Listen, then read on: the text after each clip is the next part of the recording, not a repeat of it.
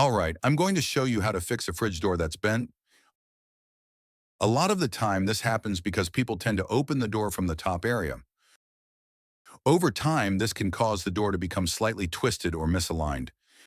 Sometimes when you close the door, there will be a gap at the top and it will seal down the bottom, or vice versa. There might be a large gap at the bottom and it seals properly only at the top. The best way to fix this is by using a towel. Grab a towel and fold it up like this. If there's a large gap at the top of the door, place the towel at the bottom. If the gap is at the bottom, place the towel at the top.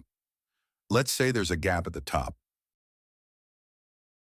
I'll put the towel at the bottom, close the door, and then simply apply some force to the top corner of the door. After that, remove the towel and check the seal. The door should now seal perfectly. If you find it's better but still not 100%, just repeat the process. Put the towel back in and apply a little more force until the door is completely straight.